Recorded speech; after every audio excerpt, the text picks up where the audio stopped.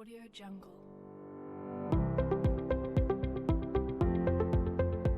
Assalamualaikum warahmatullahi wabarakatuh.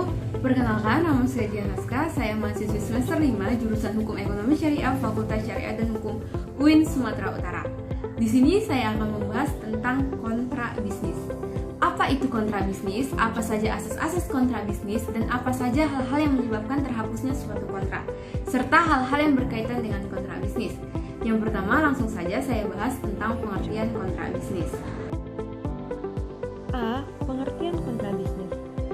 Kontra dalam pengertian luas sering juga dinamakan dengan istilah perjanjian.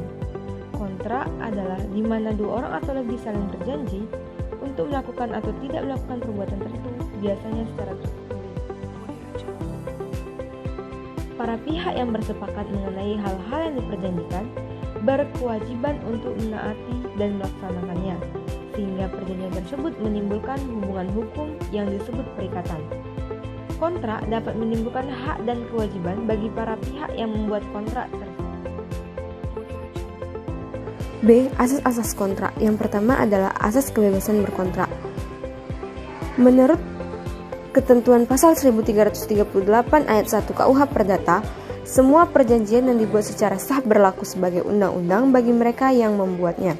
Asas kebebasan berkontrak adalah suatu asas yang memberikan kebebasan kepada para pihak untuk membuat atau tidak membuat perjanjian, mengadakan perjanjian dengan siapapun, menentukan isi perjanjian, pelaksanaan dan persyaratan, menemukan bentuknya perjanjian yang tertulis atau.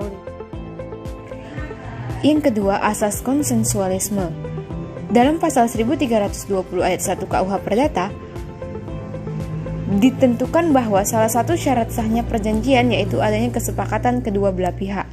Asas konsensualisme merupakan asas yang menyatakan bahwa perjanjian pada umumnya tidak diadakan secara formal tetapi cukup dengan adanya kesepakatan kedua belah pihak. Kesepakatan merupakan persesuaian antara kehendak dan pernyataan yang dibuat oleh kedua belah pihak. Asas ini muncul dari Romawi dan hukum Jerman, yang biasa disebut dengan perjanjian real dan perjanjian formal. Perjanjian real adalah suatu perjanjian yang dibuat dan dilaksanakan secara nyata, sedangkan perjanjian formal suatu perjanjian yang telah ditentukan bentuknya. Dalam hukum Romawi dikenal dengan istilah concretus verbis literis dan concretus in nominat, yang artinya bahwa terjadi perjanjian apabila memenuhi bentuk yang telah ditetapkan.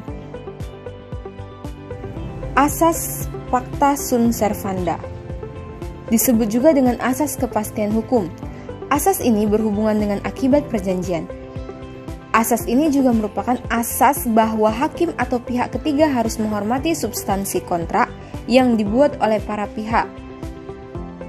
Mereka tidak boleh melakukan intervensi terhadap substansi kontrak yang dibuat oleh para pihak. Asas ini pada mulanya dikenal dengan hukum gereja. Di dalam hukum gereja itu disebutkan bahwa terjadi suatu perjanjian apabila ada kesepakatan kedua belah pihak dan dikuatkan dengan sumpah. Hal ini mengandung makna bahwa setiap perjanjian yang diadakan oleh kedua belah pihak merupakan perbuatan yang sakral dan dikaitkan dengan unsur. Selanjutnya, asas iktikat baik. Asas ini dapat disimpulkan dari pasal 1338 KUH Perdata yang berbunyi, perjanjian harus dilaksanakan dengan iktikat baik. Iktikat baik merupakan asas bahwa para pihak yaitu pihak kreditur dan debitur harus melaksanakan substansi kontrak berdasarkan kepercayaan atau keyakinan yang teguh atau kemauan dari para pihak. Asas ini dibagi dua, yaitu iktikat baik nisbi dan iktikat baik mutlak. Iktikat baik nisbi, orang memperhatikan sikap dan tingkah laku yang nyata dari subjek. Sedangkan iktikat baik mutlak, penilaiannya terletak pada akal sehat dan keadilan yang dibuat ukuran yang objektif untuk menilai keadaan menurut norma-norma yang. Selanjutnya, di samping kelima asas itu, di dalam lokakarya hukum perikatan yang diselenggarakan oleh Badan Pembina Hukum Nasional, Departemen Kehakiman dari tanggal 17 sampai 19 Desember telah berhasil merumuskan beberapa asas hukum perikatan nasional. Yang pertama ada asas kepercayaan, yang kedua asas persamaan hukum, yang ketiga asas keseimbangan, yang keempat asas kepastian hukum, yang kelima asas moral, yang keenam asas kepatutan, dan yang terakhir ada asas. C. Syarat-syarat sah terjadinya kontrak menurut KUH Perdata. Ada beberapa syarat sahnya suatu kontrak. Suatu kontrak dapat dikaji berdasarkan hukum kontrak yang terdapat di dalam KUH Perdata atau Civil Law. Di dalam Kitab Undang-Undang Hukum Perdata, tepatnya pada pasal 1320, ada 4 syarat sahnya perjanjian. Yang pertama, kesepakatan kedua belah pihak. Kesepakatan ini diatur dalam pasal 1320 ayat 1 KUH Perdata. Yang dimaksud dengan kesepakatan adalah persesuaian pernyataan kehendak antara suatu orang atau lebih dengan pihak. Yang kedua, kecakapan bertindak. Kecakapan bertindak adalah kecakapan atau kemampuan untuk melakukan perbuatan hukum. Sedangkan definisi perbuatan hukum adalah perbuatan yang akan menimbulkan akibat hukum. Orang-orang yang cakap dan mempunyai wewenang untuk melakukan perbuatan hukum sebagaimana ditentukan dalam undang-undang. Orang yang berwenang untuk melakukan perbuatan hukum adalah orang yang sudah dewasa. Ukuran kedewasaan yaitu berumur 21 tahun atau sudah kawin. Orang yang tidak berwenang untuk melakukan perbuatan hukum itu seperti anak di bawah umur, orang yang ditaruh di bawah pengampuan, dan istri. Akan tetapi di dalam kenyataan, istri dapat melakukan perbuatan hukum sebagaimana yang diatur dalam pasal 31 Undang-Undang Nomor 1 Tahun 1974. Junto Seman Nomor 3 Tahun 1963. Yang ketiga, adanya objek perjanjian. Yang menjadi objek perjanjian adalah prestasi atau perjanjian pokok. Definisi dari prestasi itu sendiri adalah apa yang menjadi kewajiban debitur dan apa yang menjadi hak kreditur. Yang keempat, adanya kausa yang halal. Pasal 1320 KUH Perdata tidak dijelaskan mengenai pengertian orzak. Tetapi pasal 1337 KUH Perdata hanya disebutkan kausa yang terlarang. Suatu sebab adalah terlarang apabila bertentangan dengan undang-undang, kesusilaan, dan ketertiban. D. Hapusnya kontrak. Berakhirnya suatu kontrak atau perjanjian merupakan selesai atau hapusnya sebuah kontrak yang dibuat antara dua pihak, yaitu pihak kreditur dan pihak debitur tentang suatu hal. Berakhirnya suatu kontrak atau perjanjian diatur dalam buku ketiga bab 4 tentang hapusnya perikatan dari pasal 1381 sampai 1456 Kitab Undang-Undang Hukum Perdata. Yang pertama, ada pembayaran. Pembayaran dalam arti sempit adalah pelunasan utang oleh debitur kepada kreditur. Yang kedua, ada penawaran pembayaran tunai, yaitu suatu cara hapusnya perikatan di mana debitur hendak membayar hutangnya namun membayar ini ditolak oleh kreditur, maka kreditur bisa menitipkan pembayaran melalui kepanitraan pengadilan negeri setempat. Yang ketiga, pembaruan utang atau novasi. Novasi atau pembaruan utang adalah persetujuan di mana suatu perikatan telah dibatalkan dan sekaligus suatu perikatan lain harus dihidupkan yang ditempatkan di tempat yang asli. Yang keempat, perjumpaan utang atau kompensasi. Kompensasi atau perjumpaan utang yaitu penghapusan masing-masing uang dengan jalan saling memperhitungkan utang yang sudah dapat ditagih antara kreditur dan debitur. Yang kelima, percampuran utang atau confusio, yang merupakan pencampuran kedudukan sebagai orang yang berutang dengan kedudukan kreditur menjadi satu. Yang keenam, pembebasan utang. Pembebasan utang adalah suatu pernyataan sepihak dari kreditur kepada debitur bahwa debitur dibebaskan dari perutangan. Yang ketujuh, musnahnya barang yang terutang, yaitu perikatan hapus dengan musnahnya atau hilangnya barang tertentu yang menjadi prestasi yang diwajibkan kepada debitur untuk menyerahkannya kepada kreditur. Yang kedelapan, kebatalan atau pembatalan kebatalan.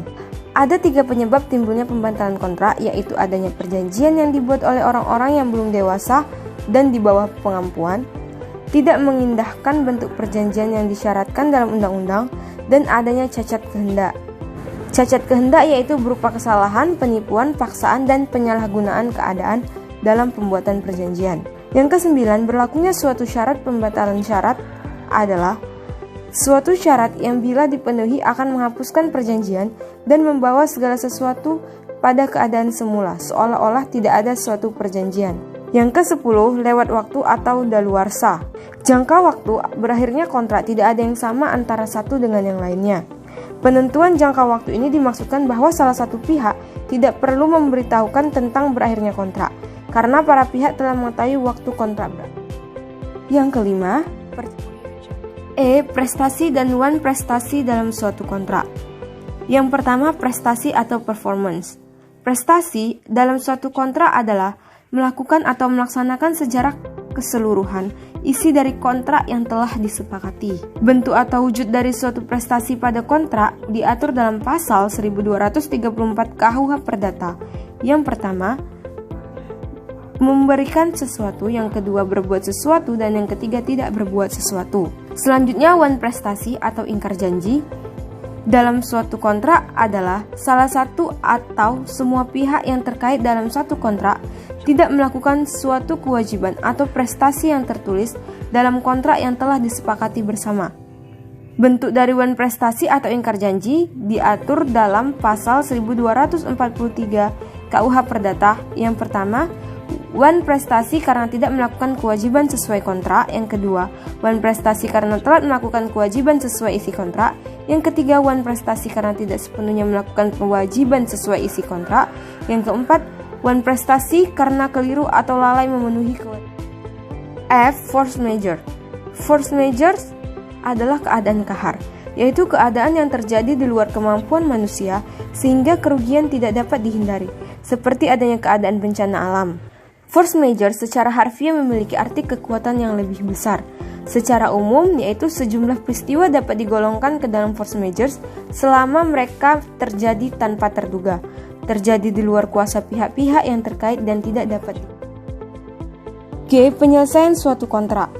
Pola penyelesaian sengketa ini dikenal dengan alternatif penyelesaian sengketa atau ADR. Ada berbagai literatur adanya dua pola penyelesaian sengketa. Yang pertama ada the binding adjudicative procedure, yaitu suatu prosedur di dalam penyelesaian sengketa di mana putusan hakim dalam suatu perkara mengikat para pihak. Yang kedua ada the non-binding adjudicative procedure, yaitu suatu proses di dalam penyelesaian sengketa di mana putusan hakim atau putusan orang yang ditunjuk di dalam memutuskan perkara tidak mengikat para pihak. Selain dua pola tersebut, terdapat juga mediasi dan konsiliasi. Mediasi adalah pengikutsertaan pihak ketiga dalam proses penyelesaian sengketa, sedangkan konsiliasi adalah suatu usaha untuk mempertemukan keinginan pihak yang berselisih untuk mencapai persetujuan dan menyelesaikan perselisihan. Sekian penjelasan dari saya. Apabila ada kesalahan, saya mohon maaf. Dan terima kasih telah menonton. Jangan lupa untuk like, comment, and subscribe. Assalamualaikum warahmatullahi wabarakatuh.